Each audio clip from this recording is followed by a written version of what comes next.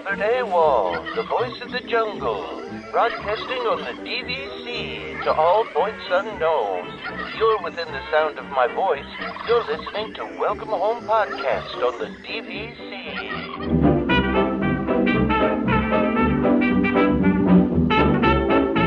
Hello and welcome home. This episode of Welcome Home is brought to you by DVC Rental Store. Thank you for joining us on episode 284 of Welcome Home, a Disney Parks and Vacation Club podcast. I'm Tom, here with Trevor and Damon. What's up, guys? How's it going? Have I made like two in a row? Three? Is it three in a row? No, it's two in a row. What's the streak? I mean, I don't know. I mean, streak is two. Yeah. Yeah, the reason streak is two, and you got me to come on at like 7, which is like I don't go to bed this early anymore, but I start to like wind down. I feel like with the darkness, it's been because it gets dark at like 5:15, right? Oh yeah, like it's crazy. It's and then we had a full day of tennis at like probably the worst sportsmanship I've ever seen in tennis in my life. And it was just crazy. My daughter's playing a girl. And this is what's funny. My daughter played a girl this morning, and the girl that she played this morning was like, hey, that girl that you're going to play later, she's a cheater. Okay. How do you cheat in tennis? Oh, dude, how do you not cheat in tennis? There's no line judges in tennis. There's no line judge. Not in D1, there's no line judges. Okay. So all through college, you're just self-reffing? So, yeah, pretty much. So what happens is, my daughter's warming up. You warm up serves last, and they're warming up serves. And, courtesy is, if you're warming up a serve on your side and someone's back is turned to you, you don't serve that side. So I knew this was going to be a disaster right from the get-go. So they started to play. I don't know all these rules about tennis. This courtesy, if your back is turned, you don't. Yeah, so you don't want to take a ball in the back of the head. And she almost did. So then they're playing, and this girl is calling the most atrocious calls. And so here's the thing. If you're calling balls on your own side out, you're just a cheater and there's not much you can do. But if you're calling balls on the other side out, that's crazy. So usually what happens in tennis, there's this whole thing, it's just so silly, but if you don't agree with the call on the other side, you go, are you sure? And that's the challenge. That's kind of the challenge. And the thing is, at the end of the day, my daughter said, what are you even going to say back to that? But this girl, she does it 5 points in a row, all not on her side.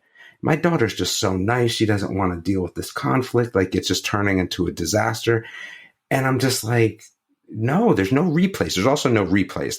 If you call something out on your side, that's it. There is no replay. It is what it is. It's your call, your side. Now you make a call from the other side of the court. So the girl goes up to the net, and my daughter's like, okay, what is this about? And she goes, well, are you sure? And my daughter goes, yeah, I think it was out. And the girl goes, do you think or do you know? Jeez. Whoa. And then after that, I was just okay. So I normally let my kids resolve their own stuff because I think it's just a good thing for them to do. But I'm I guess I got to get the tournament director. What's interesting is the tournament director comes over. All of a sudden, these calls aren't being made anymore. And you could see the pain on her face to not call these things that she wanted to. She wanted to say it, but she couldn't. And the worst part about it is that before every single call, she would look at her dad on the sideline. Her dad would give a little nod. And I'm like, dude, you're a poor parent. You're just a poor parent. So this is what I was hoping you were going to say the tournament director was her parent, because that would have been great. Oh, no. But our hope was that at some point she was going to make just an egregious call while the tournament director was there. But again, she didn't. She made 0 calls when the tournament director was there. But the tournament director stayed for the whole match at that point, because I was just like, dude, you can't make that call 5 times in a row from the other side of the court. We were hoping, and she was throwing her racket. Well, excuse me. She was slamming her racket on the ground. She did not throw it. We were hoping she was going to throw her racket. And then after every point that she won, she would go, yes. So the courtesy rules, again, I don't know them in golf, but I know them in tennis now. If you make a good shot yourself personally, listen, you can do that. It's still goofy, but whatever. But if your opponent makes a mistake, you don't do that. It's just not the thing to do. It's not how tennis works. That's a general. I don't even think that's tennis. That's just you don't do that in any sport. Like, if you make a good shot for yourself and you want to go, yes, whatever. Like, it's ridiculous in tennis personally, but whatever, man. Like, but to do it when your opponent makes a mistake, like, oof. This girl was something else. I don't think that we've ever dealt with something like this. It was just bonkers. That was my day today. I don't think I talked about this, but my daughter's been playing soccer, and listen, they're 6 years old. Yeah, that's huddle around the ball at that point. But they're 6. And some of the parents take it a little too seriously, out of control. 6-year-olds, and I mean, and like there was, I've been to a couple of these games where there've like been these parents that are like literally screaming so loud at their kids that they're like going to be hoarse at the end of the day. And I'm like, what are you doing, dude? It's 6 years old. You're 6. Like, chill. I wanted to start like a YouTube channel, like about like all the craziness that I've witnessed in sports. Parents. Yeah. And I couldn't do it because at that point, like I can't draw. So like I couldn't do any of the animation stuff and it was just too hard. But like if Gen AI gets me like regular animation, like I'm there. So the worst thing I saw at 6 years old in tennis, and this is a friend of mine. So his son and my son were playing, and my son's, soccer was his sport, my oldest. So he was pretty good. He yelled at his son and threw a cup of ice at him. Jeez. On the field. That's crazy. What? Okay. Yeah. Yes. It still doesn't top probably the best of all time is when my son swimming beat another kid in swimming by absolutely demolished him, and the official was the son, that was his son, and tried to DQ my son. Or another time, same dad, his son, my son was in a different heat, but his son got lapped in was it a 1 IM? It might have been a 1 IM or 2 IM. Stops the whole meet because he was the head referee. My son isn't even swimming at this point. I'm in the stands. Come over to the stands to tell me that his son was sick. Stops the whole meet. To come and talk to you? To come specifically you? Me personally, to tell me his son was sick. That's why he didn't do well. Now, my son wasn't even the same heat as him. Jeez, man. And I was like, okay, like it doesn't really affect me too much, but sure. Dude, the stuff I've witnessed. I have notebooks full of it just in case I ever decide I want to do that idea. Like I just have notebooks absolutely full of stuff, which I probably have to add this nonsense to today. It should go in the notebook because you never know. I might, when I retire, maybe that's what I do. That's what you do. You just make a YouTube channel I mean, people would eat that up, but I think it needs animation. That's the problem. It needs like animation. Like you can't do that without like having something else behind it. Just talking about it is only so much fun, right? Like you need something going on. Or you need to do like YouTube shorts or TikTok or something like that. I think that we're getting close to Gen AI being able to do good cartoon clips. I think we're almost there. Mm-hmm. So once we get there, then I think I'm covered. But then again, who will ever need entertainment anymore when stuff's just done automatically? Oh, that's true. I did watch the new Disney. Did you guys watch the new Disney Christmas show, the one with the owl, Little Moon? No, I didn't. No. I'm not in Christmas mode yet. Like I didn't think up my tree, but I'm not. I'm not there yet. We're not really in Christmas mode either, but it seems to creep earlier and earlier every year. And we were just like, we have a few things to watch. So there's that one, which we watched on Disney Plus, which my wife did not care for. I thought was okay. My daughter liked. I don't know the name of it. It's some animated show. It's about this bird, this owl, that gets stuck in the tree that they cut down for Rockefeller Center. It's by some award-winning producer, and the only reason I know that is because I just going to do an interview with them about it. But yeah, it's on Disney Plus. This is it's a short, but it's still 25 minutes. It's a short film, and this is I think the third one. But it's worth checking out. I'm kind of curious to what everyone else thinks. And then there's that one on Hulu. Have you seen that one? It's I think A Night Before Christmas in Wonderland. It's a combination of Alice in Wonderland and Christmas. That's on Hulu. I had not seen that. No. I'm always looking for new Christmas stuff because I love the Christmas stuff. Like I said, Yes, Virginia is probably my top at this point as one of my favorites to watch every year. But we watch them all. But I'm always looking for something new, kind of seeing something goes in like the classic route. That new one that's about to be in theaters is getting horrific reviews. Oh, is it? Because it looks so funny. What is it like? Red really something or something? I don't.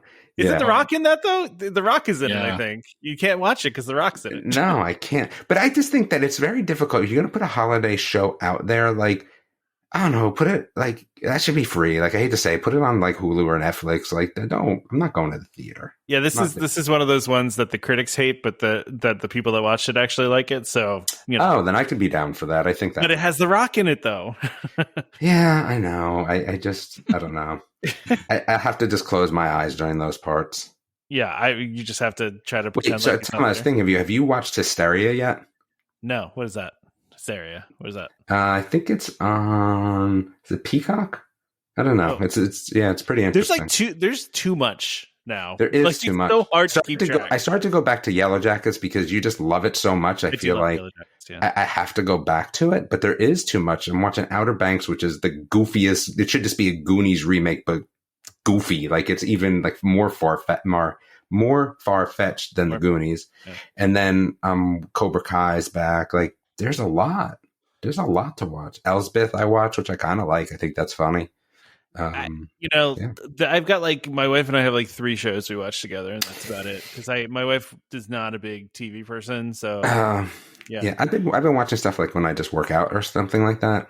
But other than that, like we watch a few shows together, and then I watch stuff on my own. But Lincoln Lawyer's good. Elspeth's good too, though. I don't know any of those. All right, Disney news, I guess. Here we go. Trevor, are you watching anything? So, is there anything in Canada that's good? Like that's not US? Okay, no, there isn't. But the only thing that we've been watching on Disney Plus lately is MASH, which that's so random. Wow. Because strangely enough, my son started watching it over the summer.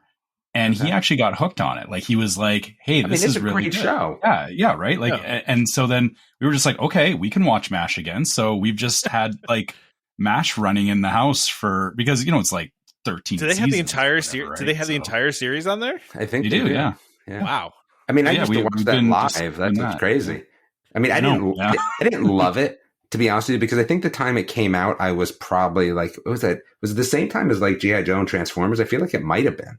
I mean, I was like, I think 6 when MASH was wrapping up, so I wasn't really. Yeah, I feel like if it was on, like I would watch it. Yeah. I think I probably watched all of them, but like I never like sought it out. You get what I'm saying? Mm-hmm. So that's I don't think I sought it out. It's kind of a weird thing that we've just kind of gone back. Like I sometimes like your point about there's too much to watch is there definitely is. That kind of put us into a mode of it's just easier to watch stuff that we're comfortable with, which is kind of backfiring on the whole idea of too much stuff, right? But Trevor, my wife does that. She's seen Bones. I'm telling you, I don't think I'm even lying when I say I think she's seen it like through from start to finish 20 times.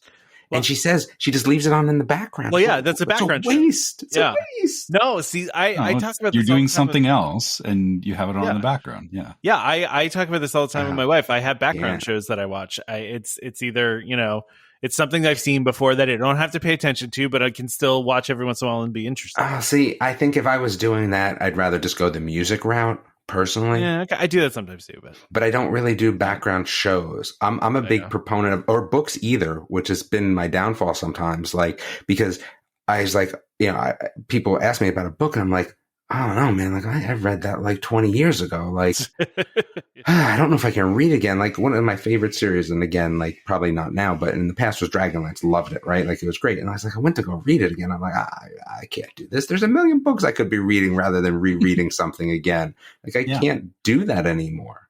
Yeah, I get it. I get it. So, anyway, it's weird, but DVC stuff, right? MASH stuff. MASH. Go watch MASH, everybody. My next one after that is going to, we're waiting for Squid Game coming up. Oh, yeah. Season 2. I feel like I got to rewatch the first season because it was so long ago. I think I can remember it pretty much. Listen, Alice in Borderland is coming back too, and I'm way more excited for that than I am for Squid Game, to be honest with you. That show is just amazing. We're watching Teacup, which has been okay, but I'm telling you, From is it. Like that show is it. I've heard that, and I keep meaning to watch it, but we've been watching MASH. Yeah, we're too busy watching a show from the 70s. but there's no reason to not watch it, especially because my son's been discovering it, right? Like he's never seen it, so he's we're kind of like seeing it through his eyes because he's like discovering all these characters. And it's just so weird though, because like he's so like distanced from any sort of war, right? Knock on wood, hopefully. Yeah. And like it probably I'm curious to his thoughts on it, because it's just so different, right? Such a different world. Yeah. Well, so the thing he said to us, I said, "You're really liking this?" He's like, "Yeah, it's just better than anything else that he's found on TV recently." Like, interesting. Like, I think he's just seeing it for like, it's just a well-produced show. Like, and the fact that it happens to be about war stuff. I think because it is so far removed from anything that he gets in his normal life, it is interesting. It's right? entertaining. I felt like that there's a lot of shows that like I like to talk television just in general, right? Duh. And at the end of the day, like there's certain shows that you just have to have watched. Otherwise, you really can't talk TV. Right. And Sopranos was on that list for me, a show that I'd never seen. So I had to watch it this year, because I was just like, I've never seen it. Like, I feel like there's certain shows. I mean, Game of Thrones is on there. Wire. Yeah. Besides the doc season, which is just terrible. I like that season. All right. Oh, that season is terrible. I think a lot of people will agree with me that season is terrible. No, you're very right about that. But I like that season. That is some of the best television ever. But you know what, Tom? It does not hold up as well as I thought. Like it doesn't. It really doesn't. Yeah. Like when you go through like this era, Power is The Wire. Yeah. But for this generation, which I like Power as well. But it's not The Wire. The Wire was just so good. Yeah, it's a great show. So good. Anyway. Let's get back to what we're actually. We really should just have a television podcast. Right? I listen. Well, you had one, remember? I did. It was too hard because you had to be like, if you want to talk about nostalgic shows, nobody cares because they've already seen them. You want to talk about new shows, you spend your whole weekend watching TV. Like that one night when we watched some series, and it was like, all right, we're going to run the podcast on Saturday, and the show started Friday, 10 episodes. I'm literally you had to binge 10 episodes. Binge 10 episodes in a day. Like pretty much 24 hours. I couldn't do it. And that's what happens. Like, because I couldn't give them my access. Like, cause dude, you get like in real trouble. Like if you have early access to shows and you like let other people watch them, like nowadays you can't even do it because the way it works with your phone and stuff like that. But yeah, like you got to really get the shows early or you can't run a television podcast. You just can't do it. Yeah. Well, anyway, maybe when I retire. Yeah, maybe. When I'm sitting at Bay Lake refurbished towers, which I guess maybe I would be. Well, so, I own a Bay Lake. First of all, I appreciate this article just for the fact that somebody obviously took this with like from far away and just like creeping into one of the windows. These photos are amazing. I don't think I saw them. Yeah. Hold on, I got to look at them now. Basically, Contemporary is, Bay Lake is going crazy. Through. Yeah. Bay Lake's going through a hard goods refurb. And Disney really hasn't said, or DVC hasn't really said much about it, right? And so somebody just took a really, but that's crazy. That's like a sample. So far away. Noise. It's a lot of noise in there. Yeah, you know that they didn't use like a real camera. Like this was a phone camera zoom. Yeah, this is it's that Samsung super huge one that zooms like 100 with the telescope zoom. Like that's definitely what this was. But weird. It's not terrible though. You can see it. But it's just it's terrible as someone that takes photos. But yes, you definitely can still see what's going on. For obviously what's a phone. What was done by phone. But so one of the things they mentioned in here though, creepy. Do they have that creepy Disney painting in general? I can't even see old school Mickey Mouse standing next to Roy Disney. It's creepy looking. Yeah, that's creepy looking. I don't know if that's 70s Mickey Mouse is what that is. And that's creepy though. I just don't. I don't want 70s Mickey Mouse in my 2024 But it is the room. Contemporary. It's. It's not. I know Bay Lake is not, but it is. Yeah. But so the main headline here though was that they're putting the pull down Murphy beds in there, which. It's one of those things I think they just need to put everywhere. Until which it seems like they are. Somebody's fingers and then they all go away. That happened though. I think it happened. I think one of them fell off the wall on somebody. Falling off the wall is different than crushing fingers. Yeah. Those things, like people don't realize how dangerous a Murphy bed. I know. I wanted one until I started reading about them, and I'm like, nah. I have one in. I actually installed one in my basement because we have a spare bedroom down there. And so we installed a Murphy bed for when people come to visit. Yeah. And when we were getting installed, they were like, yeah, don't do these things with it because the spring is under so much tension that you could it's like a garage door opener. It's a garage door, like it'll come flying out of the wall and hurt somebody, which I'm like, Jeez. okay, like that. Yeah. And I mean, obviously they, make sure that they're safe when they install them. But yeah, to your point, there is also the, hey, this goes up and down. And then, somebody's sibling puts their fingers where they shouldn't be. And yeah. I mean, yeah, I wonder, the problem is I don't see them until there's like some crazy way for them to replace them. I don't know, like a bed that comes up out of the floor or something like magically insane. Magic bed. Yeah, some magic bed. I don't see them getting rid of the Murphy beds anytime soon. But I like the Murphy beds though. They're comfortable. Yeah. They're way more comfortable than the pull-out couches were. Yeah, I mean, we had our son stayed on the old couch fold-out bed, and when we stayed on the new Murphy bed, he was like, "This is a million times better." Like the old beds were terrible. Yeah, they were not good. I feel bad for my daughter. She's always the one that has to sleep on those. Like I feel like that's just bad. But youngest always kind of gets that situation though, right? They do. They do. We were talking about that today. They get a lot of it. Yeah, you get the worst seat in the car. You get the worst bed. Yeah, we finally did book the Grove. It's I guess it is a Disney. What do they call those? Partnery, whatever, blah blah blah hotels.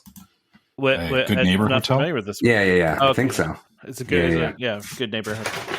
So we booked for like almost a week before our cruise. Okay. Yeah. So we'll see how that goes. Yeah. Anything? I mean, is this? So do you guys just to go back to Murphy bed thing? Is that like something you want to see everywhere? I mean, or no? No, I want to see Murphy beds in nowhere. Really? To be honest with you, I'm fine with them. I think it's a good compromise without having couch beds. Like I think the more controversial thing is going to be this throwback green blue tile on the in the kitchen there. Yeah, so I was going to actually ask because I've never stayed at the Bay Lake. Is that tile new? Like I think so. Yeah, it's been a while since I stayed. I stayed there maybe 10 years ago, honestly. So it's been a long time. Because that's some very 70s looking tile.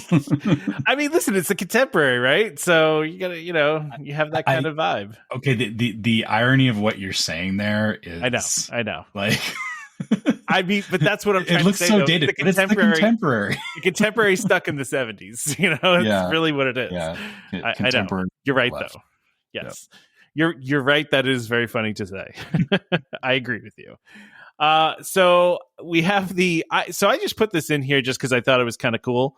With the Polynesian tower about to open, they kind of put out an article about kind of the inspiration for the tower, and I love this like old Disney planning stuff, of like all the concept art they did of things that never came to be, like the one picture here shows that the Asian style hotel that was going to sit in the water that they never built. Like that was where Grand Floridian is, I think. And that, I mean, it looks so cool.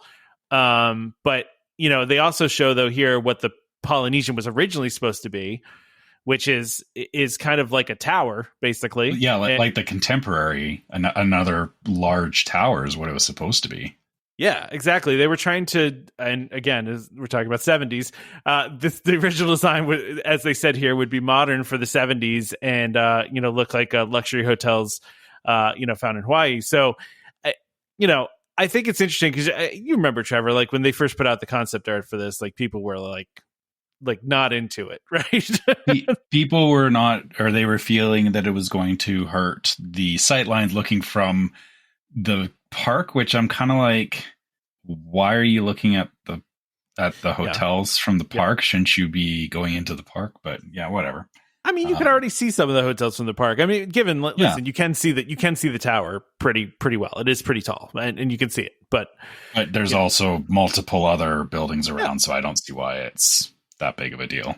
But, no, for sure. I get it. Yeah. People were upset about the sightlines, but yeah, I agree with you. I do like that they're kind of showing like the history of it and the intent. The one thing that strikes me is this overhead diagram of how the resorts were supposed to be situated, which was very close around Magic Kingdom, like not across the water or anything. Like there was supposed to be, it looks like what, 9 different hotels or different buildings, like buildings, different resorts. No, actually, it's 3, 6. Well, and then 7. there was they had a people mover built into this photo too. Here they have the Wedway people mover route, which obviously didn't come to fruition. And the monorail only goes, I don't know where it's supposed to go, but it looked like it stopped at the park entrance, and then I'm guessing that was supposed to be just the Epcot lines. There was just supposed to be a line to Epcot, and then if you wanted to get around the other hotels, like you said, it was using the people mover to. Which the fact that there was supposed to be 7 hotels around the park, that's kind of crazy. Like having 3 right now seems like a lot. I can't imagine there being 7. That'd be a lot. I'm still kind of sad they never did like the people mover thing, like actually using it to move people. Cause like I've always felt like that would be cool for them to actually do it, you know? But yeah. And I mean, you can see in the next picture too, Trevor, just like, you know, some of like what the layout was going to look like too. Like you can see where the Contemporary is and you can see where Magic Kingdom is. Like there's another resort off in the distance there that looks, I don't know. It almost looks like a Taj Mahal kind of thing, doesn't it? Yeah. Yeah. So, I mean, it's interesting how things change and how they evolve. And that's the only reason I really posted this, because I thought it was interesting that they were kind of digging into the archives and showing off some of the concept art. You know? We got Tron instead of the Taj Mahal. Well, that's because that's where that's sitting is actually where pretty much. Yeah, pretty much. That's a good point. But yeah, so anyway, this is what and actually also has a picture here too of what it looks like. Now, like given it's different, right? It's not the same, but you know, it is similar. You can see where the inspiration comes from for sure. So, yeah. So if anybody, that's going to be opening soon, right? When is this? Oh yeah, December 17th. I'm excited to see like actual reports from the resort. You know, just give me reflections at this point. Thanks. We give you what? That's fine. Reflections. Okay. Yeah. My wife has signed off on my nonsense of feeling like I have to own at Reflections just because of River Country. Oh, so she like your whole thing is because you like the hallowed grounds of River Country. Correct. You must I have own no there. real reason to own there other than that, and I will own there just because of that. Just because of River Country. I think I'll probably only own like 50 points though. Like I don't need enough, but I just need something to be like, yep. Yeah. Yeah, you can stay there a night or whatever. Just so you can say I own part of River Country, is that?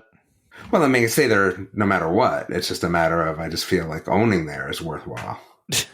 Just so I can say I own there. Yeah. Well, we're also talking too, like we got to go, like I got to sit down and figure out like how all our contracts, we have too many contracts and like kind of like how we're going to divvy them up to the kids, right? Oh, yeah. So we're trying to figure that out. Like, okay, 3 kids, if you give like 1 kid more points but less years, like we got to figure it out. Because right now, 3 Saratoga, 2 Saratoga contracts or 3? I don't know. 2 Rivieras. Yeah, wait, 2 Rivieras, 2 Saratogas, and I have 3 kids. So you see my dilemma. That's a challenge. I know a lot of people don't they put their stuff into trusts and like I mean, but even then you got to split it up somehow. You have the same problem, yeah. Yeah, so we gotta figure that. Like, I gotta buy enough points to like even it out somewhat too, because I think it's like 150. No, I might have more points than that. Maybe I have 120, 50. 150, 100, I don't know, but it doesn't. What about the one kid that said he doesn't like Disney? You could just, maybe his him kids out of will it. like Disney though. Yeah, right. Like I can't begrudge the grandkids. Just be like, and I think every kid likes Disney. It's just a matter of when they stop, not necessarily liking it.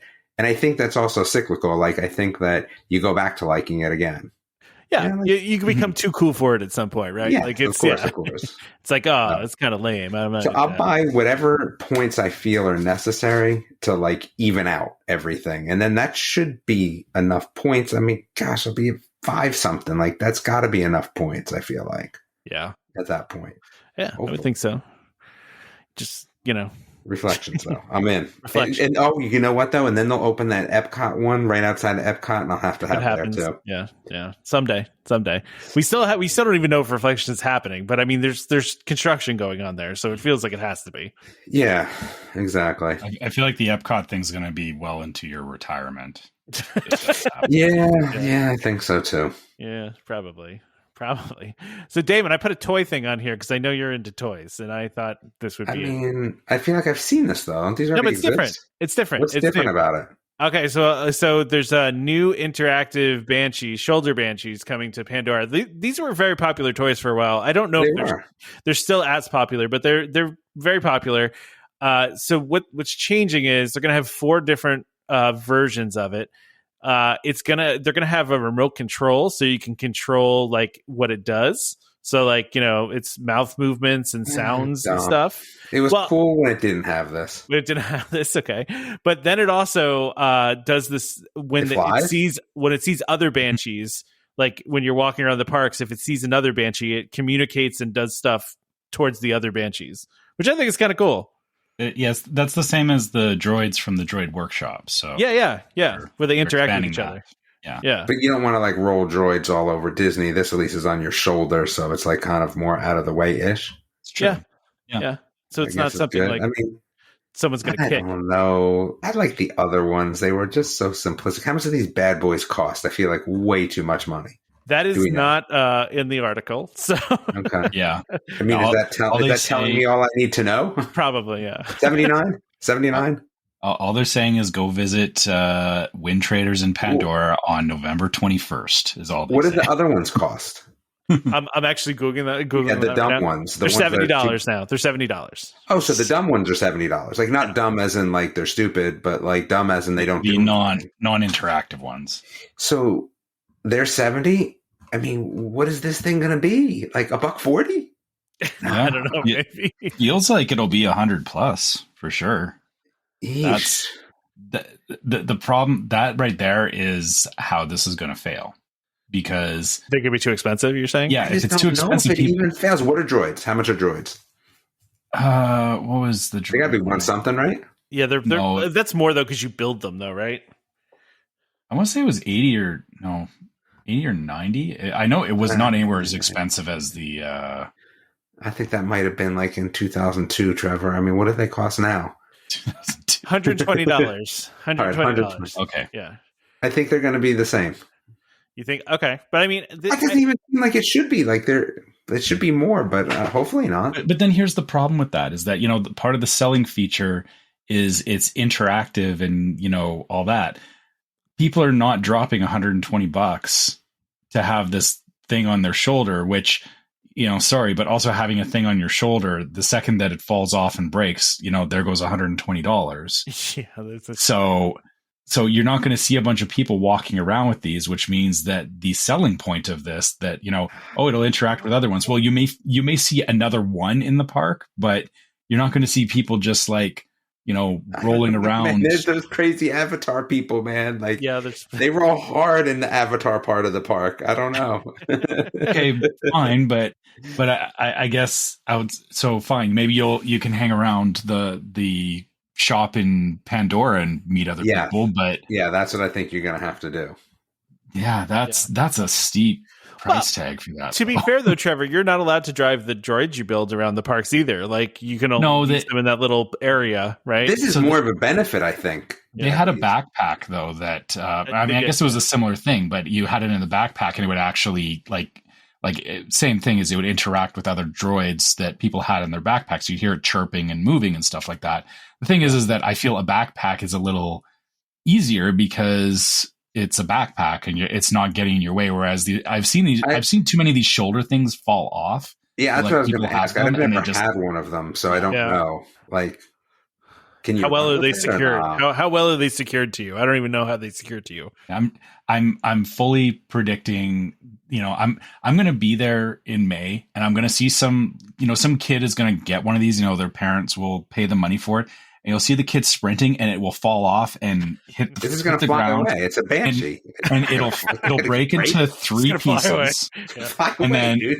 And then the kid will be sad. I'm sorry, but that's what I see happening is that some kid's going to go sprinting with this thing on and it's going to fall off and that's it. Like, I mean, maybe it's durable though. Maybe it won't break. More of what I see is that you're going to go on my favorite ride, Navi River Ride, and there's going to be so many of them.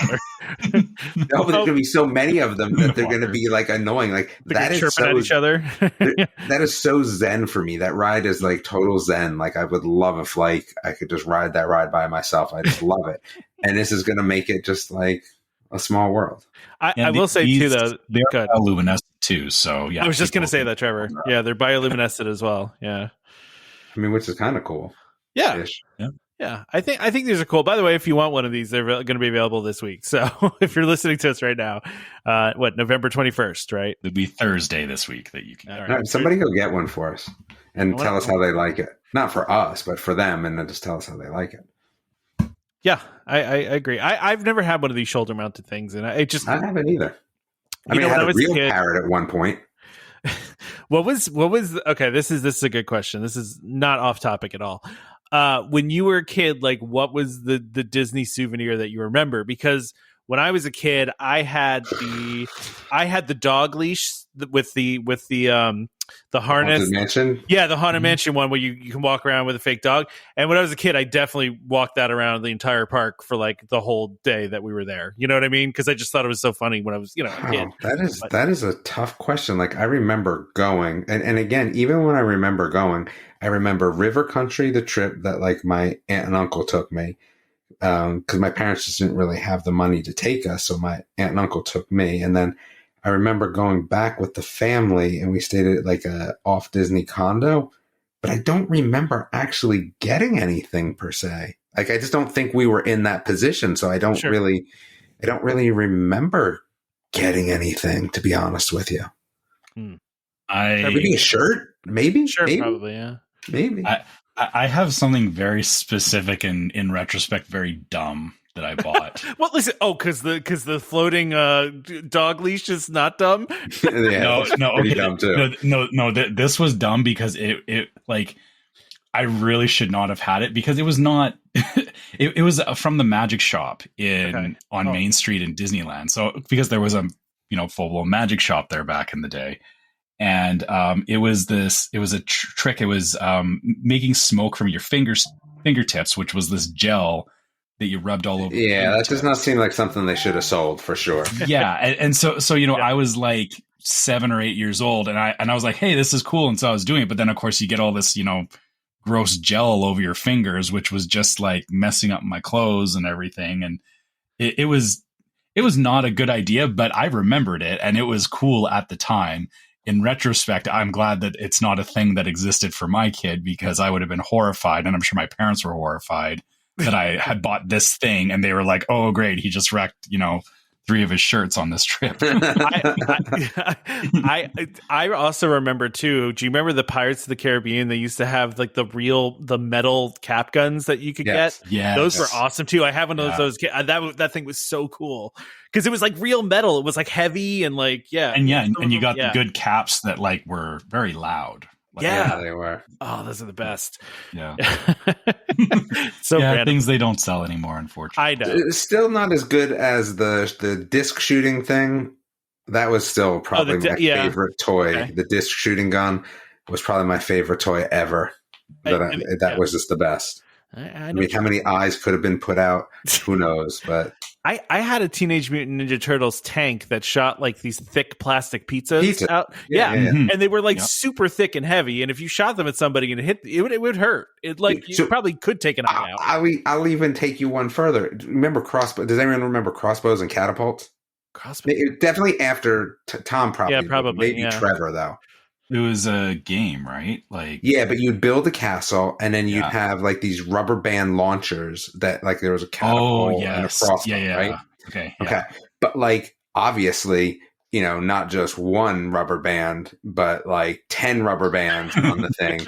And I remember we used to play in the kitchen. that thing mess you up. Like if you got hit with that, it was a wrap. You weren't supposed to put your face by the castle. No, you were not. Yeah, no. But then again, we had lawn darts too, so there's that. Yes, yeah.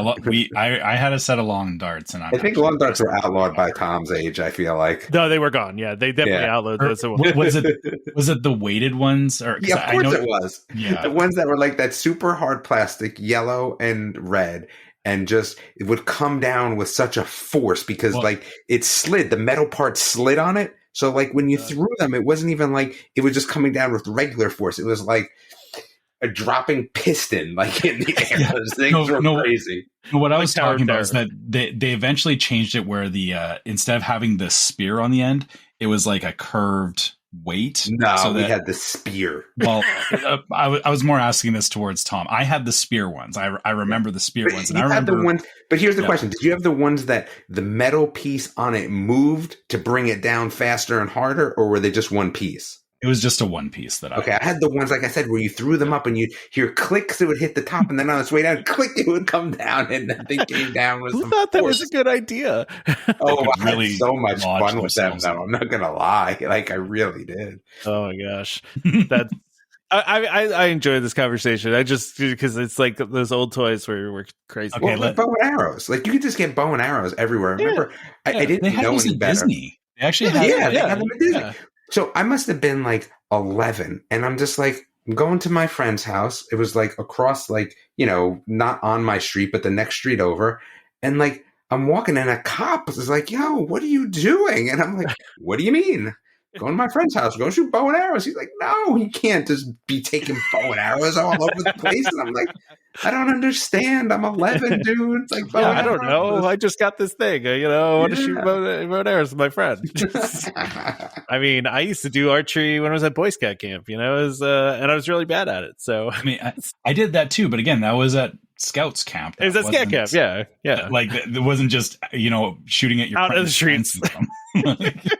These kids nowadays with their bows and arrows. Okay, I want to put this one out here to our listeners. I want to see in the group, so specifically, we just talked about some weird stuff that we encountered at Disney as kids. There's got to be other stuff that we missed. I want to hear what the weirdest souvenir you had or saw at Disney was, like, from years ago, because there's got to be some good ones out there. Oh, there has to be, right? There's definitely some good ones. I'm also, there were still dangerous things around when I was young, though, too, because I was remembering, too, there was what was it called? Creepy crawlers, where it was like the boys' version of the Easy Bake Oven, and you put these metal things. They weren't dangerous, though. Yeah, they were, because you burn yourself on those metal things really badly, which I did. Yeah, it's like the old Easy Bake ovens that were just like straight metal. I like them. Yeah. But I mean, I don't know. That's not a lawn dart, though, my friend. No, but you could burn yourself, though. You definitely could burn yourself, even though it was just a light bulb. You might get a little boo-boo and a little bit of A&D ointment, but it was no lawn dart. That's fair. Yeah. I mean, you're not going to bleed from is a whole different level. Yeah, no, you're right. Anyway, let's do our ad, and then we'll talk about some other stuff. Okay. All right, so the sponsor of this episode is the DVC Rental Store. The DVC Rental Store, a world of DVC company, offers magical vacations at incredible value. Save up to 60% off retail rates at premium Disney resorts. DVC Rental Store now includes deposits as low as 25% at the time of booking and a built-in cancellation policy for every reservation. And as always, DVC Rental Store pays out the most to members looking to rent their points. Want to learn more? Go to dvcrentalstore.com/welcome home or call 1-855-DVC-RENT. That's 1-855-382-7368. And when you speak to them, be sure to let them know that Welcome Home sent you. All right. I know I keep putting stuff about the Disney treasure on here, but I'm going on it, so I feel like I need to continue talking about it. That's fine. I still have to make... I told my wife, like, we got to call and book our 10%. Like, we got to do that. Like, we have 10% off. We got to book. The question that I have is, before we even delve into this, can I just walk that? Like, can I book my reservation and then just change it to further in the future? I think I can, right? I don't know. 10%? That's a good question. I think so.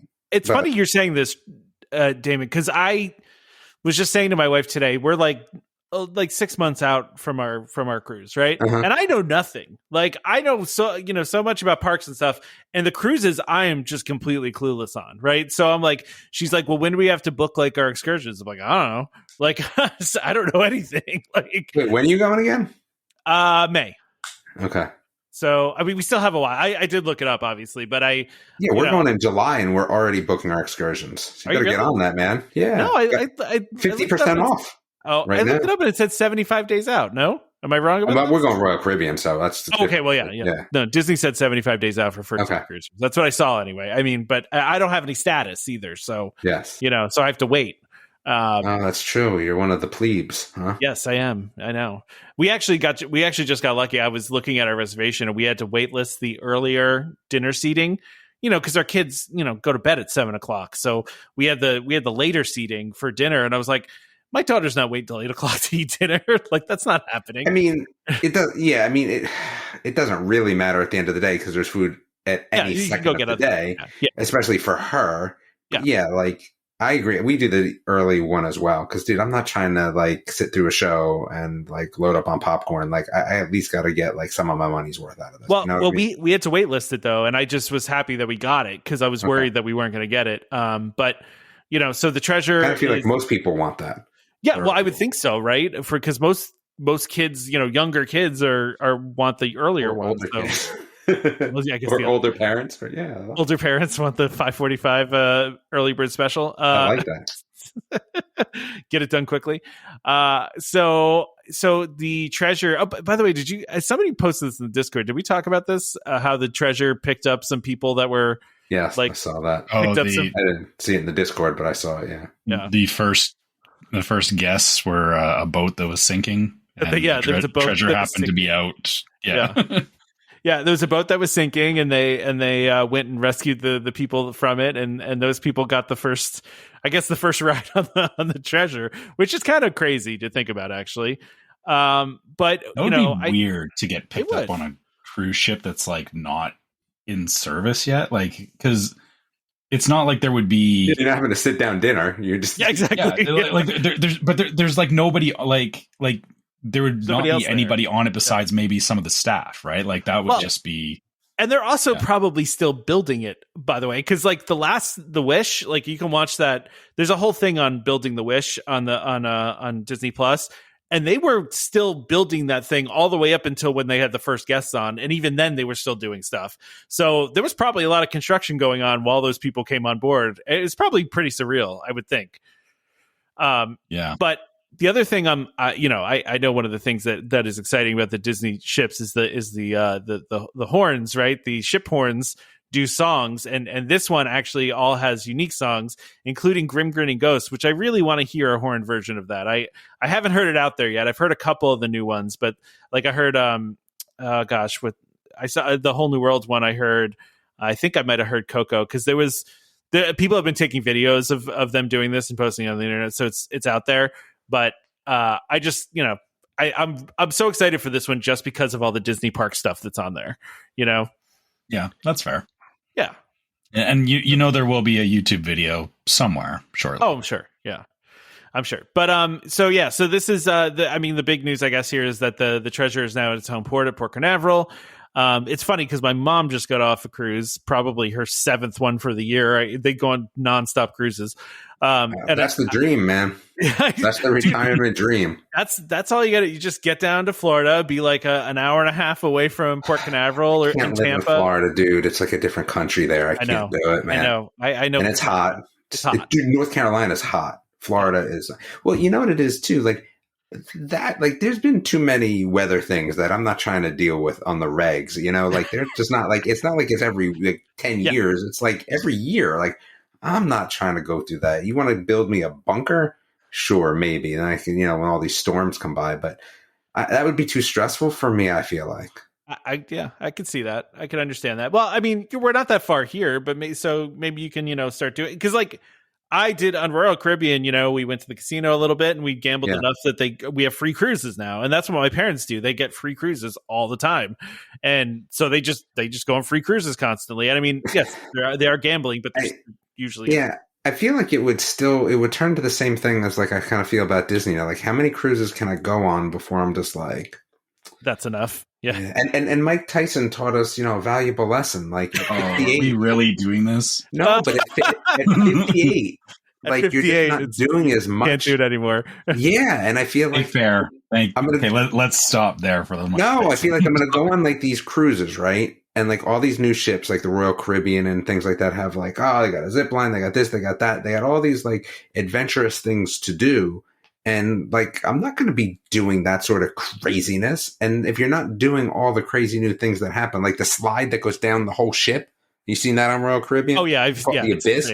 Like that's awesome, right? Like I'm definitely doing that. But like, am I doing it? I'm wondering how many muscles in my back are going to be out of whack when I come out the other end. That's what I'm saying. So like, I just don't know the answer to like that. I appreciate your parents cruising all the time, but I don't know if I would do that. Their whole thing is just relaxing and drinking and eating. Like that's their whole thing that they like. Yeah, but I can kind of do that at my house though. You can, but then you got to make the food for yourself there. No, or I could just go out to a restaurant. It's not like there's not a million restaurants. You could do that too. I mean, listen, I like their thought process because I've often thought about this, but I feel like I could only do it for so long before I'm tapped out. And I don't think, how long have they been doing like cruises for? A long time. Honestly, they never invite us on cruises. They just go by themselves all the time. They go with their own friends, right? Like, obviously. But no, they've been going on cruises for a long time here. But I mean, it's really ramped up. How many cruises do you think they've been on? Like 50? I can tell you this: they have the highest status level that Royal Caribbean has. Okay. So I don't know. That's what I'm saying, though, right? So they're going to go on the new ship that I'm going on, right? Yeah. At some point. I mean, they're not hopping on the Abyss. Like, they're like, those are the things that, again, like when I'm retired, like I'm not playing basketball. Like it's, like what am I doing? Like I'm the wave rider thing. Like, yeah, I don't know. Have you done that? I can see you doing that, David. Have you tried that? No. Like certain things, like I just can't do. No, I can't do the flow rider. And plus, my hip is still jacked up. Like, I think I'm on a short list to some issues. So, yeah, I don't think I could do that. That's a little, like, the embarrassment level of that is just a little too high for me. Oh, my wife and I sat and watched people just, like, wipe out on that thing for a good hour when we were on the ship. Yeah. We literally just sat there and watched people fall on their face. It was great. I think my kids will try, but, like, that's fine. Like, because now that they're in college, like if they, break a wrist, it's not affecting, like, it's the summer. Like, it's not affecting like sports, I feel like. But yeah. I don't know. That's the only thing I worry about cruises, but we'll see. I think if we're going to go on the Treasure too. I feel like I just have to book it and see if I can just walk it out after, but I need my 10%, man. Yeah. I get it. I think that's, it's nice that the Treasure has the longer itineraries because I feel like some of the new boats, they do very short itineraries. And this one, my cruise is a 7-night. I love the 7-night, but my middle son hates it. He just is like, I'm too long away from home. I don't like it. It gets boring. Like, no, they just have the life and they just don't realize, but they haven't had a job yet because they've only done sports. Right. So they've had sports has been their job. And listen, again, I know people don't agree with this, but I'm telling you, my kids couldn't have made in 4 years of high school what they got to go play sports and academics. You're not making it. You're not making that much money. So at the end of the day, I've been good with them. Hey, if you get good grades and you're playing a sport, don't worry about a job. But it also then flips around, right? Where you're like, hey, we're going to have 7 days of just relaxing. Well, that's stupid. What do you mean that's stupid? So the whole thing is we're going to the Grove for 6 days, right? 6 days and they're like, what are we doing? I go, nothing. Well, what do you mean nothing? We're just hanging out. Like, that's all we're doing. Like, we're just hanging out. Nothing is something. Yeah, exactly. There's pools and a water slide, man. Like, what more do you want? Enjoy. Exactly. I have this. I mean, I have a conversation sometimes with my 6-year-old about this, but it doesn't necessarily compute in her brain. I'm like, sometimes it's good to just like do nothing and be bored, and it's okay. Like, we can do that. And she's just like, "What do you mean? We always have to be doing a thing, Yeah. And it's. You still have time to change that, Tom. I'm trying. Cause for me. I'm trying.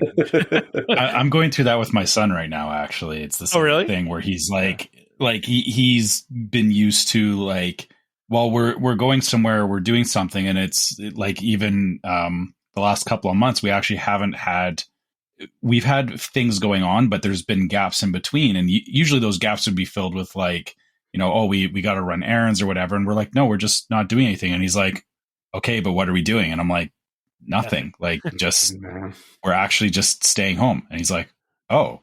Okay, what do I do? And he's and then he's also the boredom sets in, where he's had this issue where because he's a student and he doesn't have money, he wants to, his friends buy new video games and whatnot, and he can't afford it because he doesn't have any money saved up. So then he's complaining because he's bored, and I'm like, it's good that you're bored, because then when it gets busy, you'll actually appreciate that you don't have to be entertained all the time. Yeah, no, for sure. It's interesting though too, because like, Damon, you can actually probably appreciate this. When I was in high school, if we were bored, we would just get in the car and go to the boardwalk and just walk the board. We would just go to the shore and walk the boardwalk. Like that's all we would do. So for me, like when we were bored, we would just go uptown. Well, first of all, I had a job.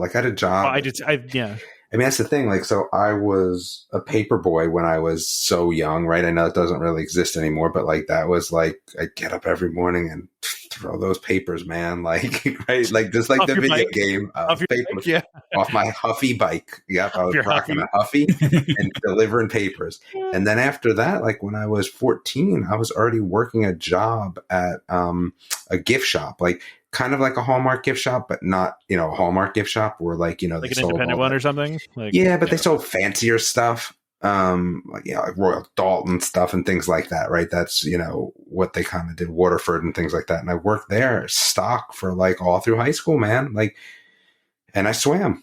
So I didn't really have too much free time. So I wasn't bored, but we would go uptown to hang out because, that's what we would do. We didn't have the boardwalk or anything. I was a half hour from the shore. So yeah, we would also go to the mall. Like, cause remember the mall was still a huge thing then. Mall rats, baby. That was where we hung out, was the mall, because it was the arcade. Yeah.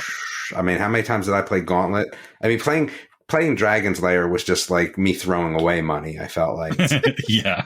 And Gauntlet was truly the same thing when you think about it. Gauntlet was even worse because you could it didn't matter. But your health was always ticking down. So always. You never I mean, I never win on one quarter. Zaxxon, like, I mean, you want to talk about old school, right? Like, I mean, I'd play Miss Pac-Man. I'd be playing Miss Pac-Man in Kmart. Like, again, that's what we did. Spy Hunter. Spy Hunter was great. What was the name of your arcade? I don't even remember. But I do remember that there, like, again, this is like just the mall was it, right? Like, and there was a McDonald's. Oh, maybe it wasn't Cali. I think it was Bradley's. I think there was Bradley's, McDonald's, 2 computer stores. What about Roy Rogers, Damon? Did you ever Roy Rogers? Roy Rogers in that one. This was the small mall that you could like. Oh yeah. Like if today you were to tell your kids to go to this mall by themselves, it was like 3 main streets, and no parent in their right mind would do that. But I would ride my bike there. You get what I'm saying? Like, because it was a different time. I don't remember what the arcade was, but the coolest thing in the mall was they had this fish store, and I had fish for a long time until I realized it was just way too much work and effort, and I don't want to do that. But it was made to look like a cave.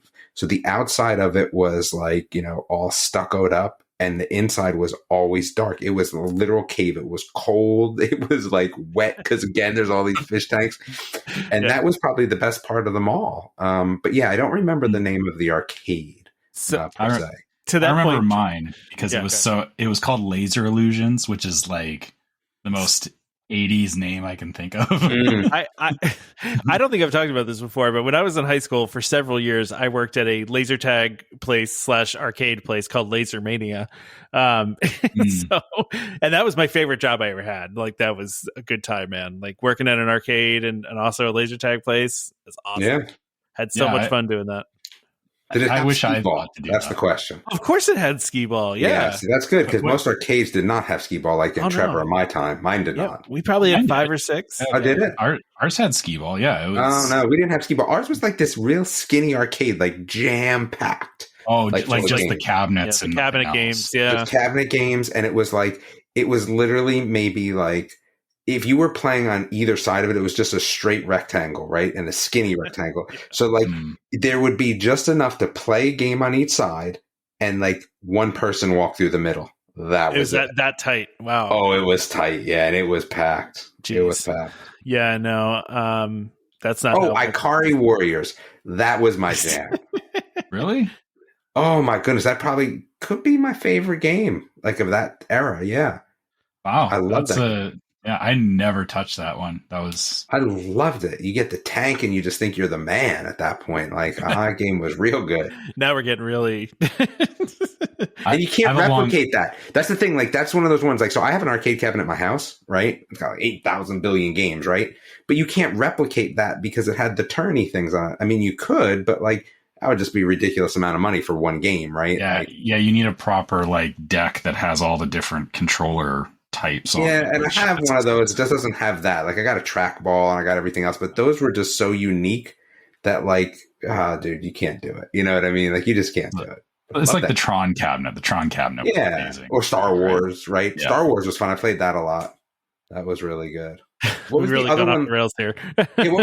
Before we go, what was the we other fell off one the cruise and into the what was the other one though, that was with battleships, and you look through the viewfinder and it was like in that same vector graphics as Star Wars? Oh yeah, I know the one you're talking about. You know what I'm talking about, right? I remember the name though. That was good too. Yeah. That was good. Anyway.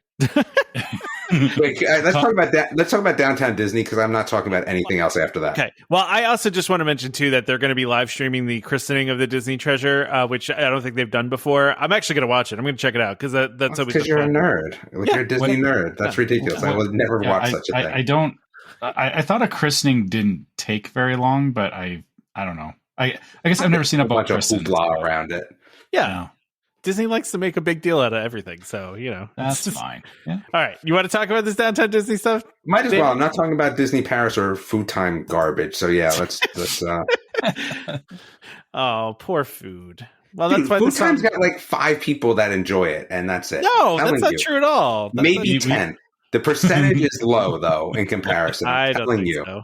We did a poll, and the poll did not come back. Like 20 people. Like, statistics are not applicable at 20 people out of the amount of people we have as listeners. I thought there were more, but you know. But listen, that's why we have the song. If you don't want to listen, then you exactly. It's actually perfect for me because it allows me to graciously leave, and no one's like, "Where did Damon go?" Like, no, you know where the heck I went. Yeah, it said it in the song. It said in the song, "Stupid food time, I'm gone."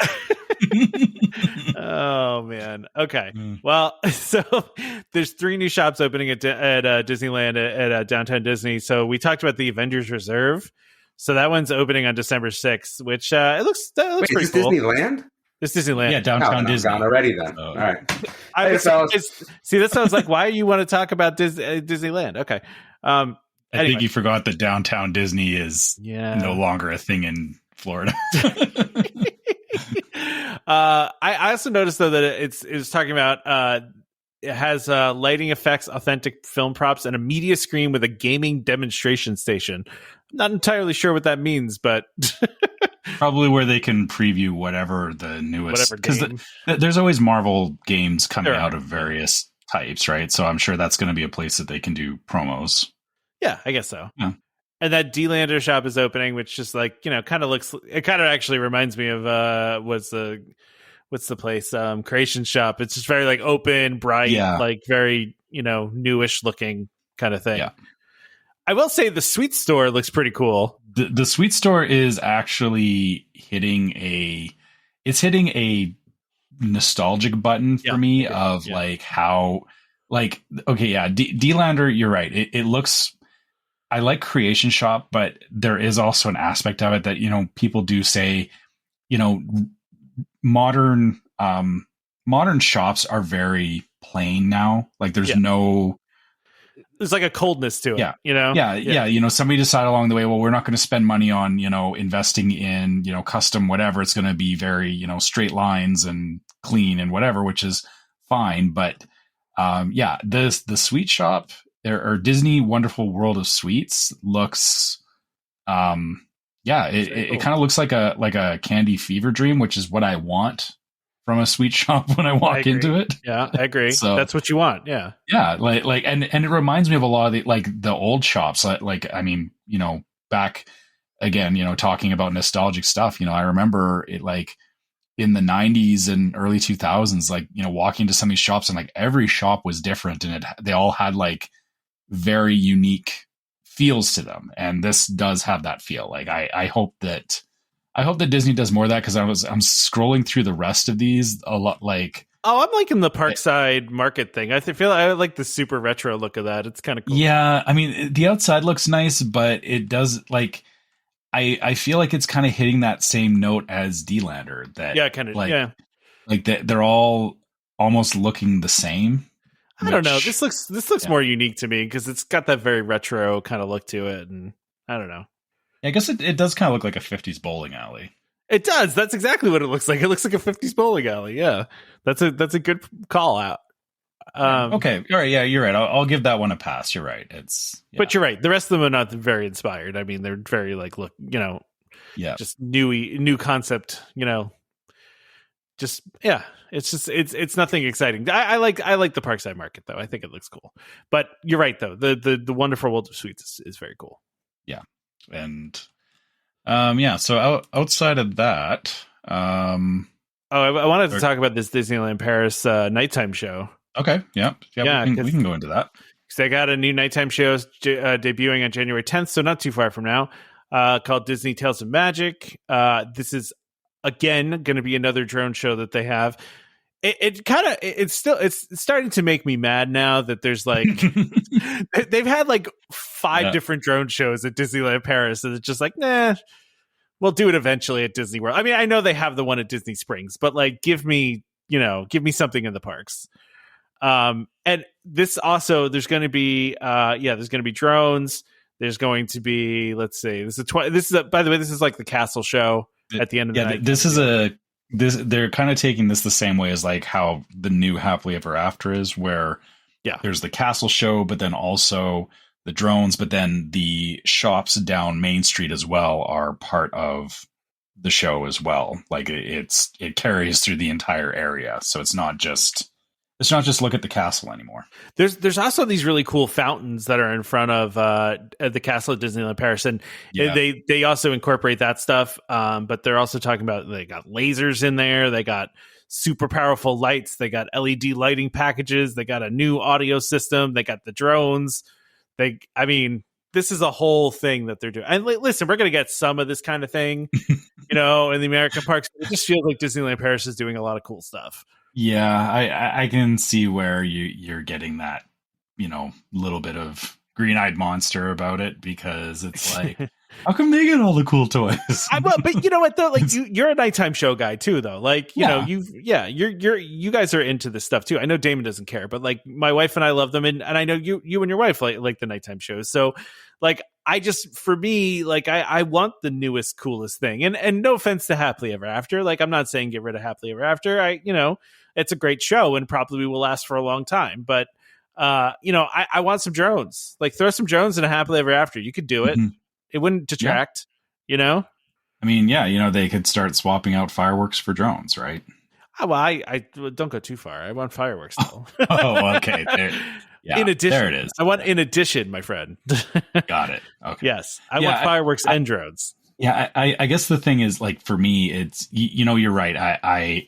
I would love to see all of these things as well, but I feel like I've seen a lot more nighttime shows than you, just because of the fact that I've been to East and West Coast. So I've gotten to experience a lot more different ones. And so like looking at this Paris one, I can see where it is definitely an amalgamation of a lot of different things, which is great that, Disney is, they're drawing on all of their pool of tricks to make these nighttime shows. And I get it's fair that, it feels like, well, Happily Ever After was great, but then when you see all the new stuff, it's like, well, why don't they just do this again? It's like, well, I really actually don't want them to switch out Happily Ever After either, because it's, I feel like these shows should have some runtime to them. Like, because if the show is being interchanged every year or every couple of years, there never actually hits a point of, feeling nostalgia or feeling attachment to it. And it kind of oddly builds into like the memory building with your family. I feel like Yeah. You know, when we found out that Happily Ever After was going away, like, you know, there was kind of a moment where me and my wife and my son were like, we were sad because we're like, oh, like, we really liked that show and we had good memories with that. And so I hope Disney finds a place to fit these shows, but not at the price of uprooting all of their nighttime shows just because they've got drones. No, I'm saying enhance it, make it better. That's all. Okay, fair. I mean, but yeah. I know what you're saying, but I also know that Disney sometimes takes the monkey paw wish version, which is you say, I want a better one. They go, okay, great. You know, and they'll bin, you know, the current show and be like, here's this new show. And you go, no, wait, that's not but what no, I you went too far. We liked we liked it. We just wanted cooler stuff too. You know? Yeah. Listen, I'm never going to get over the loss of Illuminations. So let's be all honest here. Like, I know that was like the longest running show ever, but at the same time, I still thought it was great. Okay, but the new one is really good. You have to admit. It is. You know what? It is. I can't deny that the new one is very good. You were talking about this, you know, it's like the memories you have with your family. Like there's memories my wife and I have of watching Illuminations together that it's just something we will always remember, you know? And there's certain parts of Illuminations that you know, stick with you too. But I know that wasn't everyone's favorite show. I know lots of people did not care for it. You know, I get it that, you know, you had your moments with it, but like Luminous, I feel Luminous does improve on a lot of what Illuminations was doing. And it also, they finally got it right from Harmonious to Luminous, right? Like Harmonious, and you and I watched Harmonious together and we liked it. Mm-hmm. But it just, the problem, we talked about the problems here before, where, you know, just the gigantic machinery sitting there all the time, the bad viewing angles. You don't have any of that with Luminous. Luminous, you can watch from anywhere, like it's supposed to be, you know. And the pacing of Luminous hits about, like, it feels good, right? Yeah. Which, you know, this new show in Paris, I'm actually curious. You know, they're, as usual, they're selling it as, you know, hey, this is all great and new and whatever, but I'm curious what people's actual reactions are going to be to it, because we don't actually hear a lot of like people talking about shows in the international parks, but I'll be curious to hear if this show is well received when it comes out, or if people are kind of like, it's, you know, it's whatever, right? It's going to be amazing. but what if it's not like that's what I'm wondering is what if it's like Enchantment, where people are like, it's not that good, because I don't think drones by themselves don't make it good. Like, it's how they use it, it's true, right? Well, I think what we learned with Enchantment was that the music is one of the most important things, because I think people's main complaint about Enchantment was that the music was not good, right? Yeah, it didn't hit the like pace. I don't even know how to describe it. Like it's a pace, it's a rhythm or something of the show. Yeah. And it just felt weird, because like we actually watched Enchantment at one of the after hours events. Oh, okay. And actually, I don't think I mentioned this when we went in February, they were showing Enchantment as because they had like Happily Ever After during regular time, but then they had the after hours show, and they're like, during after hours we're doing a special screening of Enchantment. And so we're like, cool. So we went, and we were actually like pretty close to the castle. Like we were in the main hub, and because there wasn't a lot of people around, and we watched it and we were like, I can see why it didn't get as much recognition as like the music needs to resonate though. Like that's really the big thing. Yeah. It didn't feel like anything. Like, it was weird. It was almost like, watching like clips from, do you remember when Wonderful World of Disney was on Sundays? Or maybe this was like, and you know how like certain weeks it was like they had like, you know, there's stuff that was big stuff that was going on, but then like the in between weeks it was like they would just cobble together a bunch of, you know, shorts from you know, like, hey, this week we're like doing shorts about, you know, school or something. It would be like a bunch of weird random stuff that you would never really see most of the time, but the actual show was not cohesive in any way. Like it was just like, here's just a bunch of random stuff, and that's what Enchantment felt like. I get it. It was like, I get it. It was just a bunch of random stuff. Yeah. Anyway, all right. I know you got your button. You got the button we just need to start wrapping up here. So I want to finish off with food time here. So let's do it. Fair enough. But okay.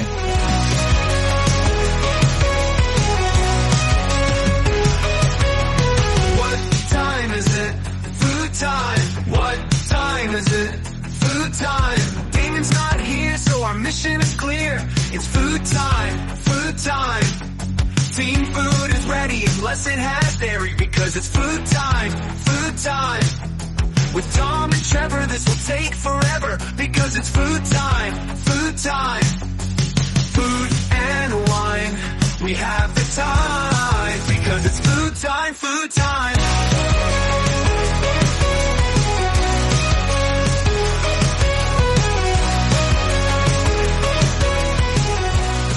I disagree with Damon. I think lots of people like food time. No, I mean, people need to tell us if they don't like it. If you don't like it, I've not heard anybody say that they don't like food time. Yeah, besides Damon, but besides Damon, whatever. Anyway, so let's talk some Disneyland, and I do want to move through this fairly. Yeah, of course. If we could, so we can wrap this up. But so we got the guide to the holidays at Disneyland Resort in 2024. And this is food that is going on from November 15th through January 6th. So you can go get this stuff now. So we'll talk about some new stuff, right? Yeah. Yeah. I guess we're going to be starting at Alien Pizza Planet in Tomorrowland. Okay. Chicken al pastor pizza slice. Seems, I mean, I guess it's kind of Christmassy, but it's just, here's pizza, which, I mean, it's Pizza Planet, so fine. Yeah, I mean, it's pizza. It's like Christmassy colors, I guess. It's like red and green, right? I mean, I don't know. Yeah. All right. The Alien Reindeer Macaroon is pretty nice. That one's pretty cool. Yeah. It just, looks nice. It's macaroon filled with salted caramel, buttercream, chocolate ganache, and brownie pieces. I mean, that's good. It sounds good, and it looks good. Like it's that neon green. Which, God knows what that's going to do to you. Lots of food color, but hey, that's all right. It's all good. Yeah. All right. Okay, and we're skipping past alcoholic drinks because there seems to be a lot, which is fine. What about this peppermint s'mores hot chocolate over at Cafe Daisy? Hot chocolate and peppermint syrup topped with whipped cream, chocolate syrup, mini marshmallows, crushed candy cane, and graham cracker dust. That's like all of the Christmas in a hot chocolate. Give me all of the Christmas. I mean, seriously, that literally is like somebody went, well, what are all the things that you have at Christmas? And somebody started like listing off like, I like, marshmallows and graham crackers. Candy and they were like, good, throw it in there. Throw them in the drink. I mean, it's probably good. It just reminded me. Last night, I went out to like a dessert bar place, and it was like a really cool, like independent dessert. They make everything in house and everything. And I had a cinnamon toast crunch milkshake. It was cinnamon toast crunch and cookie dough bits, and also white chocolate syrup, and of course vanilla ice cream, and they mix that up. Oh, it was so good, dude. Listen, cinnamon toast crunch is like the best flavor ever for me. I love cinnamon toast crunch. So really? Yeah, no, not a fan. I've never really done cinnamon toast crunch. Man, it's not my favorite. CT Crunch, it's best. I was more into Captain Crunch. Well, I like Captain Crunch too. Yeah. I can only eat so much of it because it destroys the roof of your mouth. It does destroy the roof of your mouth. That's true. Yeah. All right, moving on. Yeah. Okay. Oh yeah, this is an alcoholic drink over at Carnation. So let's keep going. Skip past that. There is at Edelweiss Snacks is a Black Forest bundt cake. Yeah. Which is there even a picture of this? Oh yeah, it's okay. There's the bundt cake. Yeah, it's right there. Yeah. It's nice looking. It's a chocolate sponge filled with cherries, topped with chocolate ganache, chantilly cream, finished with chocolate curls, cherries, and powdered sugar. It's a nice looking little cake. Right, it's a Black Forest cake, so it's got the cherries. I like Black Forest. I don't like Black Forest. Yeah, I can't do the cherries. It's just really not in my chocolate cake. I don't like. Okay. Yeah. Can we talk about over at Galactic Grill, Darth by Peppermint, just for the name? Darth by Peppermint. Layers of chocolate. That is points for like creativity. Yeah. I don't even think there's a picture. Oh no, it is. It's there. Okay, I see it. It's layers of chocolate sponge, chocolate pudding, peppermint mousse finished with crunchy pearls, cookies and cream pieces, candy cane sprinkles, and Darth Vader and Darth Vader and red lightsaber decorations. That's a whole lot of. Again, they dumped Christmas in a cup, but it sounds good. I love that they got the little chocolate Darth Vader helmet, and it's kind of like staring out over the edge. Yeah, it's staring at you. Yeah, it's just daring you to eat it. Oh boy. Yep. Okay. Moving on. Okay. Gibson Girl has a peppermint cold brew float. Do I want cold brew in my float? Yeah. I don't know. I don't drink coffee, so I'm out. Yeah. It's so peppermint ice cream, Joffrey's cold brew coffee, and whipped topping. I mean, that's. Do we not call things whipped cream anymore? Is whipped topping just like does it have to be a certain thing to call it whipped cream? I think it has to actually be made with cream, and I think a lot of whipped toppings now are not made with cream. So they have to call it whipped topping and not whipped cream. Yeah. Okay, that makes sense. Exactly. All right. Yeah. So that's okay. Harbor Galley has gingerbread cookies. They're just like, come get gingerbread cookies. Yeah. And then also gingerbread whipped topping. For what though? Just like... I just want a cup of the whipped topping, and I'm just going to dip my gingerbread cookies in it. You know what? I think I would do that. Yeah, that sounds kind of great, actually. Just give me a cup, and I'll just walk around with my gingerbread cookies, and just actually that does work.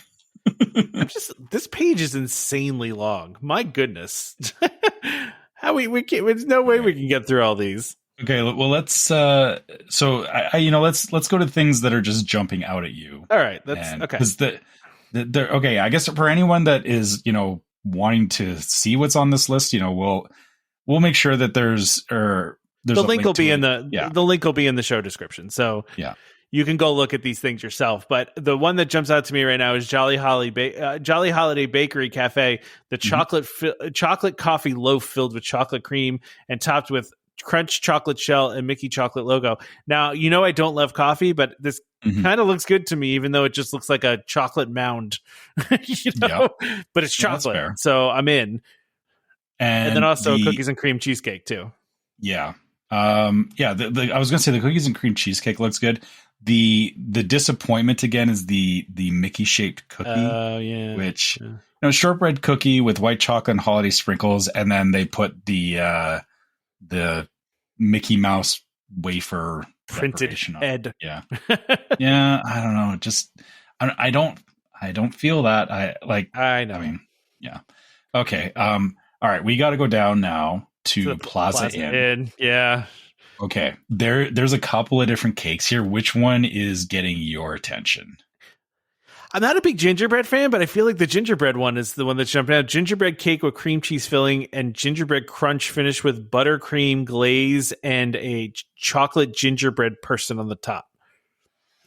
Fair. I mean, sounds kind of good. There's a lot of gingerbread going on there, but yeah, I mean, the peppermint cake sounds good too, actually. So for me, the peppermint cake is actually the one that I want. I do really like good peppermint dessert kind of things, and so this is white cake soaked in peppermint simple syrup, layered with chocolate ganache, peppermint mousse, peppermint crunch, and finished with buttercream, holiday sprinkles, and mint candy. Like you're gonna feel like you brushed your teeth. That's the problem. But I like that. Like that sounds like some good peppermint. You know what? I never understood that. Like I know if it gets too minty, it can taste like toothpaste, but like I like mint chocolate chip ice cream. Like, I like a minty. Yeah. It's not for everybody. And I get that. But yeah, this looks like a really good peppermint cake to me. Like that would be my go-to at Plaza Inn for sure. I'm skipping down to refreshment corner here just to talk about the monstrosity that's on my screen right now. Santa's Vacation sausage potato. It's a full-on baked potato with a sausage in it, with pickled pineapple and teriyaki sauce, topped with mac salad on a baked potato. What is going on there? Like, I don't want this, but I'm just looking at it, and I'm what does this have anything to do with Christmas? And B, how do you even eat that? Well, okay. Here's some mental gymnastics for you, because they're calling it Santa's Vacation. sausage potato is that they're talking about, whenever you hear about Santa being on vacation, he's always traveling somewhere tropical. Okay. So hence they threw in the pineapple and the teriyaki. And I'm guessing because he's on vacation, he's not thinking about what he's eating. So he's just dumping everything on a baked potato. That's what I think. You got to give them an A+ for creativity here, right? Yeah. I mean, because this is the nuttiest thing I think I've ever seen. I mean, that is a meal. Like that. Yeah. That thing is a meal by itself. It's a full-on baked potato with a sausage in it, and there's also like they're calling it mac salad. I'm guessing they mean macaroni salad, but like, dude, like it's just macaroni salad and pineapple and like, wow, like I just can't even figure out who would eat this. It's a lot, dude. It's a lot. Yeah, I mean, if someone buys that, let me know. Oh, there's another baked potato thing further down too. What is it? Did Disney just buy like bulk potatoes and they're like, we got to get rid of all these potatoes? Oh, is this the holiday beef dinner potato at Troubadour Tavern? Yes, it is. Yes, it is. Yeah. So hey, if a sausage on a potato is not your thing, you can get sliced tri-tip steak, spinach artichoke dip, demi-glaze, and crispy onions on your potato. Spinach artichoke dip on top of it? Like, what is happening here? Oh my gosh, this is nuts. I love it. Yeah, somebody said we're doing potatoes this year. Yeah, it's the year of the potato that we throw random stuff into. Yeah. Oh man. Okay, that's crazy. Great. What else we got here? We got churros. Lots of. Oh, hey, there's peppermint chocolate. There's churros with holiday peppermint chocolate dipping sauce. Okay. Which actually I don't know, because churros are kind of good on their own. I don't know that you need fancy dipping sauces with it. Yeah. I mean, they've been doing that though, right? Where they've been doing the dipping sauces a lot lately. It's just going. There's so many weird things going on. All right. I think we kind of covered. These are all at Disneyland proper, and now I'm moving down into California Adventure to see what's. Okay. Yeah. Let's talk about some California Adventure here. I'm not. Let's see. We got to find Christmas something new tree pull apart sourdough bread at Cass Cafe. That looks good. Delicious. Yeah, I love sourdough. Just here's a whole bunch of sourdough, and you're just going to just eat some sourdough. You want a big thing of sourdough? Here it is. Oh, good. And you can also get candy cane sourdough bread. That's weird, but it's like, hey, how can we ruin sourdough bread? Let's throw candy canes in them. I don't know. Okay, and then it's weird. Okay, a little bit further down, the Corn Dog Castle. They're advertising peppermint hot chocolate and pumpkin spice hot chocolate, which I'm like, but I guess, you wouldn't expect that at the Corn Dog Castle, but okay, I guess that's technically new. You can get peppermint hot chocolate pretty much anywhere. That's true. All right. What else is there? Maybe we should move on from Disneyland and hop over to Epcot. You think so? Yeah. Sorry, I just want to check out V8 or Flo's V8 Cafe real quick, because usually they have good stuff. Hatch chili burger, no. And then a bunch of alcohol. Okay, yeah. All right, let's move over to Epcot. Let's go to Epcot. And the good thing about Epcot is, there's a lot of stuff coming back, so there's not as much new stuff to talk about. We did talk last week about the Spaceship Earth tiled gingerbread triangle, which in this picture looks burnt to a crisp to me, but that's maybe not the case. Maybe it's just I think it's because it looks like there's chocolate on the bottom. It's making it look a lot darker than it is. Yeah, that could be it. Yeah, I mean, don't get me wrong, it looks good. You can get your triangles. You can get your gingerbread triangles. Go eat yourself a piece of Spaceship Earth. Go do that. Traditional gingerbread triangles. Over at Mexico, they've got a chicken empanada, right? So fried tortilla filled with chipotle chicken and potatoes, topped with more potatoes again, except on the other coast, of course. So topped with chili roja salsa, crema mexicana, and queso fresco. It looks pretty good, you know? Yeah. And then there's also, what is it, tamale? Yeah. Shredded pork and corn masa. Okay. I see. I always associate the holidays with sweet stuff. You know, like we've mostly been talking about dessert stuff, so now we're talking about like actual savory stuff. You know. Yes. Okay. This is okay. I'm not sure what to make of this one. XO fried rice. Yeah. Which so why this XO? is in number one. Yeah. This is Shanghai holiday kitchen. Chinese sausage, onion, green onion, mushroom, egg, and house-made Hong Kong XO chili sauce. Okay. I'm not. I'm confused, but curious. Oh, hey, there's more potatoes at Refreshment Outpost. I'm telling you, man. Disney bought like many truckloads of potatoes, and like we got to do something with all these potatoes. Yeah. Actually, sorry, these are sweet potatoes. This is it's different. Okay, it's different here. Okay, that's fine.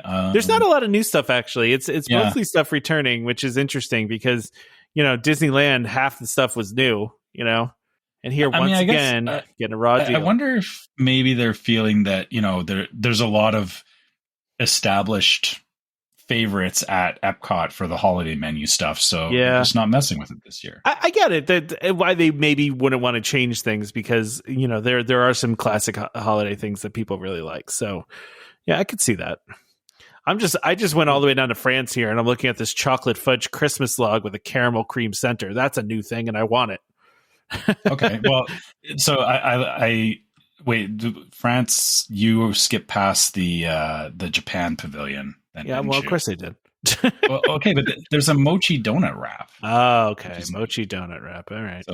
So it's served with strawberries, whipped cream, strawberry sauce, sweet red beans wrapped with gyuhi rice cake sheet. So it's good for you for trying to pronounce that because I was not going to try.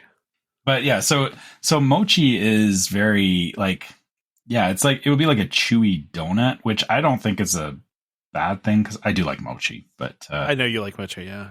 It's unfortunate that you skip past that because that sounds good. I'm okay with that. I feel good about it. All right, so I'm moving to France here with you now. There's only one thing that I wanted to talk about there. That was the chocolate fudge Christmas. I'm not trying to pronounce any of these French words, by the way. That's not going to happen. Although you probably could, as a Canadian. But bûche de Noël au chocolat et caramel. There you go. See, there you go. It's a Christmas log with caramel cream center. It's basic, but and I have French speaking friends that are probably going to yell at me for pronouncing it like that, but that's okay. It's all good. It's nobody listens to Food Time according to Damon. So, yeah. All right. Anything else? No, there's not a lot. I'm disappointed Canada didn't put anything new on the menu. Come on, guys. What are they doing? Canada, get it together here. Although the American Pavilion's exactly the same as it was last year too. So yeah, not a whole lot of new things there. Yeah, that's pretty much it. It's pretty much all the same stuff, which is a good or a bad thing depending on your point of view, right? Like some people might be like, "That's great." I feel like even just looking through this menu again, it's there's a lot of well established good holiday food here. So, it's not that every year they have to reinvent it. I feel like the reason why you're seeing a lot of it in California is that personally for me, I cannot think of a lot of memorable food that I've had in California.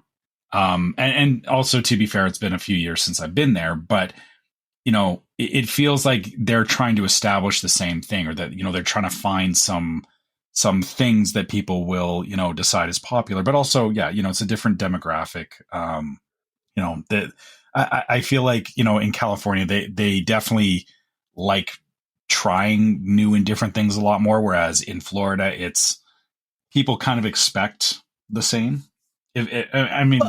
Yeah, because you know what I'm saying, right? No, they can try stuff because mostly locals go to Disneyland, right? Like, they can be experimental with this stuff and it doesn't matter. Whereas, like, you could put out a whole menu of weird stuff at Disney World, and this family's taking their one and only trip of their lifetime to Disney World, and now they have to deal with this weird stuff that nobody wants to eat, right? Like Disney World does do some of it, but just not as much. I feel like as Disneyland goes out, and does crazy stuff. So. Yeah. It's like I said, if it works, don't mess with it is kind of, it's a good take, I feel, because Like, I'm of the same opinion that, you know, when I go back to Disney, I'm there to try new things, but there's also like, if I'm tired at the end of the day, or if I'm just not feeling it, it's nice knowing that, like, oh, I can always go here and get this thing and it's consistent, right? Yeah, exactly. So yeah, I get it. But yeah, I guess I was expecting, I guess, you know, at least for the boost to, like, you know, for them to maybe offer, you know, maybe one little new thing. But yeah, a lot of the boosts this year are just not, like, they're just, yeah, here's our menu and that's it, right? Yeah. All right. Well, why don't we wrap it up then? All right. Okay. So yeah, I guess, you know, as usual, if you guys want to reach out to us, you can always find us at welcomehomepodcast@gmail.com. We do love getting your questions, you know, hearing your trip reports and, you know, just, you know, talking with you guys in general. So you can always find us through our email, but you can also find us on social media as well. So you can find us on Facebook as Welcome Home Podcast. You can find us on YouTube as Welcome Home Podcast. You can find us on Instagram as Welcome Home Pics. Make sure if you're on Facebook, check out our group Welcome Home Disney Waitlist, where we have lots of great conversations about stuff that we talked about on the show. People ask lots of good questions. You know, everyone's figuring out their Disney trips, figuring out, you know, what their next thing is that they're going to be doing at Disney. And, you know, it's nice to have a group where you can go and, you know, talk with other people and share experiences and all that kind of stuff. So, you know, like I said, check out the group, and hopefully it's somewhere that you want to hang out too and talk Disney stuff with us. And also, if you want to help support the show, you can go to store.welcomehomepodcast.com and you can check out our different merch for, you know, your next trip, or maybe if you got, you know, somebody who listens to the show, you want to get them a Christmas gift, you know, hey, we can help you out there. So, yeah, absolutely. You know, please go have a look at the store. And, also, you can check out our Patreon, which is patreon.com/welcomehomepod. And we got all of our different levels of Patreon listener support on there, which get exclusive merch that you can't get on the store. And also our Patreon listeners get access to the Discord, which is another place that we talk about stuff on the show and, you know, have these conversations. Things like we mentioned earlier about the cruise ship, you know, picking up people that were in distress. That was actually a conversation on the Discord. So, you know, if you want to get into those kinds of conversations, you know, check out the Patreon. Last but not least, if you're listening on iTunes or Spotify, or, you know, anywhere where you can actually leave us a review, or leave us, you know, a number of stars or thumbs up or whatever, you know, leave us a review, you know, rate the show. It does help more people find the show, and it does, you know, it helps us be more visible and, you know, find more people that might want to listen to the show. And also, if you're on iTunes, leave or write us a review, because we do like hearing what you guys think about the show, because, you know, that's good to know too. And I guess, you know, hey, if Food Time's not good, I would hope that people would be telling us in the iTunes reviews. Yeah. I mean, the last iTunes review we got was, I need more Food Time in my life. So. And it was not a Tom Burner account, so it wasn't Tom Burner 5301. Yeah, it's Tom 1 2 3 4 5 6 7 8 9 10. Yes, no. Don't forget. Besides leaving us a review, don't forget to subscribe to Welcome Home Podcast so you can be reminded every time we release a new episode. You can find us on Apple Podcasts, Amazon Music, TuneIn, Stitcher, Spotify, YouTube Music. Just about any podcast app out there, you can find us. And in fact, if there's one you want to listen to us on and you can't find us, let me know and I'll add us. Like, we want to be everywhere. So let us know if there's some other place you want to hear us that you can't right now. So just a reminder to our listeners, Welcome Home Podcast is for entertainment only. We are not employed by the Walt Disney Company. As such, all opinions we express on the show are our own. So please consult a DVC representative or cast member for more information about anything we talked about today. Huge thank you to our sponsors over at DVC Rental Store and, of course, World of DVC for continuing to support the show over the years. Please check them out for any of your DVC needs. Join us next time for more Disney Parks discussion. Of course, more DVC talk. We hope to see you all real soon. This is Skipper Albert Awol, the voice of the jungle, signing off from Welcome Home Podcast on the DVC. Do a huddle when we hit a chair. How she can cuddle is no